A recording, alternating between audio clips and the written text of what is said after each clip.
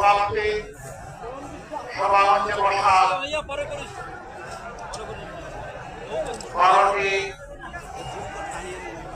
দলের যারা আমরা নির্বাচনী পক্ষ গঠন করেছি ঐক্যবদ্ধ বাংলাদেশ, 12টি দলের সম্মানিত কেন্দ্রীয় এবং স্থানীয় নেতৃবৃন্দ, শহীদ পরিবারের গর্বিত সদস্যবৃন্দ, জুলাই যোদ্ধাবৃন্দ এবং প্রিয় লালমনিরহাট নীলফামারীবাসী, সাংবাদিক বন্ধুগণ, আপনারা সবাই ভালো আছেন?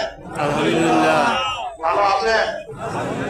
বলবেন যে 9টা থেকে এসেছি, রোদে পুড়ে পুড়ে আর ভালো থাকা যায়? হ্যাঁ, ভালো আছেন? আলহামদুলিল্লাহ, আলহামদুলিল্লাহ। আমি সংক্ষেপে কিছু কথা আপনাদের কাছে আমানত হিসাবে রাখতে চাই। আপনারা সেই আমানত ধারণ করার জন্য প্রস্তুত আছেন? আলহামদুলিল্লাহ।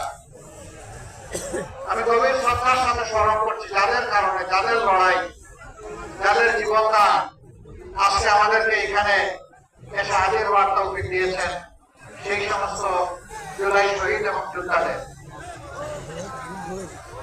এখানে আমরা 4টি ধর্মের মানুষ উপস্থিত আছি বলে আমি বিশ্বাস করি। বাংলাদেশটা সাম্প্রদায়িক সম্প্রীতির একটা স্মারক লীলা। যুগ যুগ ধরে এখানে আমরা বসবাস করে আসছি অত্যন্ত শান্তিতে, সৌহার্দ্যপূর্ণ পরিবেশ। কিন্তু একদম মতলব হাসিল করার জন্য মাঝে মধ্যে কিছু দুষ্টামি করে। এদের প্রতি আমাদের একদম স্পষ্ট বার্তা, এই বাংলাদেশকে আগামীতে আর আমরা বিভক্ত করতে দিব না।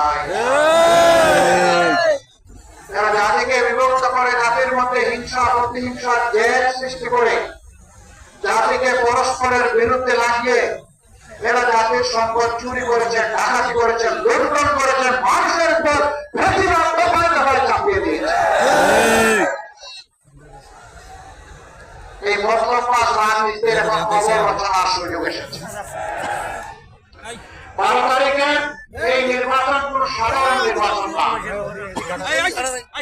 স্বাধীনতার পর থেকে 44 বছর যারা জাতির সাথে ধোঁকাবাজি করেছে, বিশ্বাসঘাতকতা করেছে, বেঈমানি করেছে, এদেরকে